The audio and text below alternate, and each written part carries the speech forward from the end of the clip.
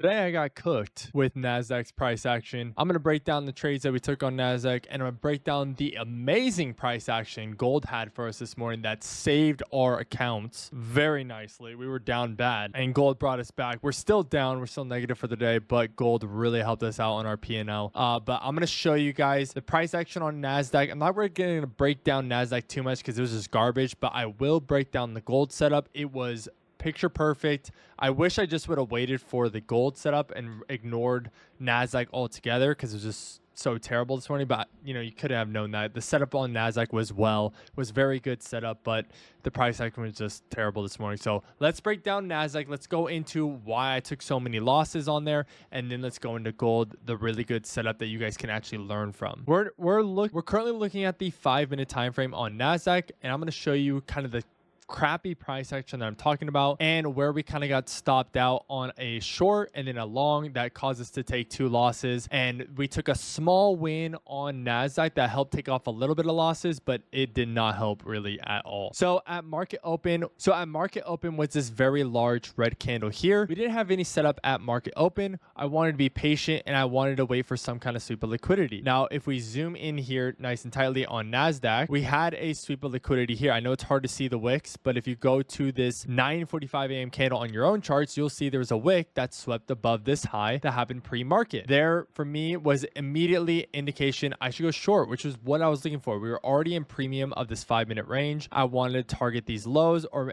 ideally, we target this external range liquidity down here. And eventually, price did go down there. But beforehand, price started pushing down. We got a terrible entry because the inverse fair value gap was like way down here. Then price started sweeping this 5-minute low. We had a lot of rejection. So I closed my short to then go long to attack some of this external range liquidity. We never even got that high. Price then shot back down. This is when I saw it sweep again. So I closed that long, taking another loss. And then we started going short and I was able to catch some wins here on these lows here and this low down here.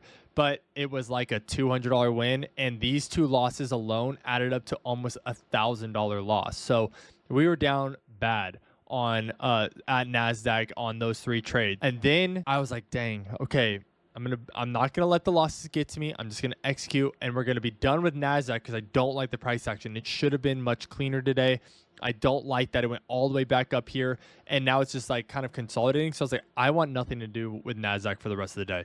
That was terrible price action. Real quick, before we get into that gold trade, I want to remind you guys that today, January 15th, the 80% off sale with Apex ends tonight. You got to lock this 80% off sale in. It is on all evals. There are $35 resets and $65 activation fees. If you want to know more, you can join my Discord down below, or just click the link down below in my description and go straight to Apex and see for yourself. Make sure you use code Maniac to lock in this deal. I love Apex. You can get up to $6 million in funding. You can have up to 20 different funded accounts on theirs, and $25,000 per account is all yours if you can follow the rules and lock in those payouts. Apex is by far my favorite prop firm. Go check it out. Use the link down below and make sure you use code Maniac. So let's go into gold that saved our account today, and I'll also show you our actual P&L for the end of the day after we kind of break down gold.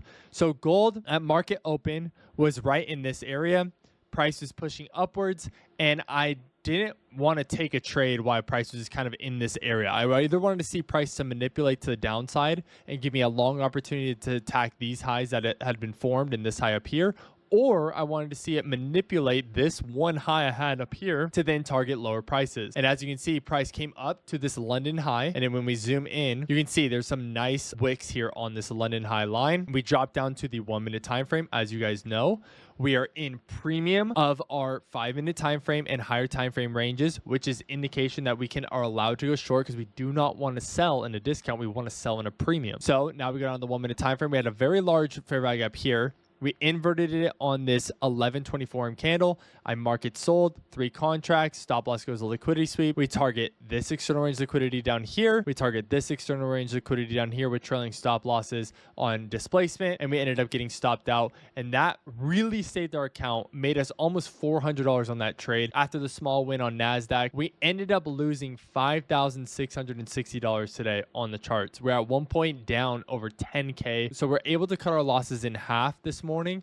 on that gold trade. So I'm really grateful. Even though we're red for the day, I'm still very grateful that we're able to take and lower the losses that we were able to take and get some dubs that made us only negative about $500 in each account instead of $1,000 in each account. But again, it's very important to note on this gold trade, why it was so good was we had this impulse range to the left here on gold, right? We had this push down impulse structure to the downside that also broke this low to the left. We were in this premium of this range. That's why I was so confident in taking a sell here, is because we were in premium of this range at a session liquidity and swept that high and a solid displacement to the downside. Immediately I knew that shorts were good. I was honestly, to be honest with you guys, I was really hoping that price would just run down to this external range liquidity down here. But as you can kind of see when you zoom out, price isn't like it from this area to this area is kind of choppy. So not the greatest price action. So that's why I wasn't going for all the way down to here. I was willing to take lower hanging fruit beforehand. And as you can see, I did the right thing because price came pretty much all the way back up to this London high.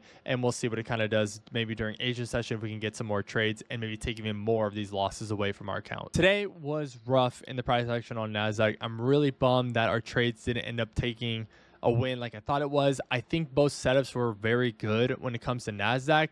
It's just price was not playing in our favor. Shorts were my favorite on Nasdaq, but when I saw those failures to displace that low, I was like, I gotta go long. I mean, I gotta follow the model. And today it ended up biting us in the butt. And I've been sick for the last 3 days, so I'm down 3 trading days for this week. This is my first trading day of the second week of 2026. So I'm kind of bummed that earlier in this week we couldn't have maybe caught some more wins that would offset these losses today, but it is what it is. I'm hoping that tomorrow, Friday, we can maybe hopefully catch another win, lessen these losses even more, or hopefully maybe even end the week green like we did last week. I'm not going to force anything because I'm kind of at a disadvantage this week. I only have 2 trading days to actually trade, and next week we will have a full trading week. So hopefully next week's much better than this week. All right, everyone, make sure you like and subscribe. And so, all right, everyone, make sure you like this video and comment down below. What was your P&L today? Did you also get caught up in the bad PA? And subscribe to our YouTube channel because we post these every single day to help you become a better trader. Make sure you join our private community of day traders in my Discord. Go in there, chat, ask questions, post your P&Ls. I want to hype you guys up. I want you guys to learn from all my knowledge. So come ask questions, and I'll see you guys in tomorrow's video.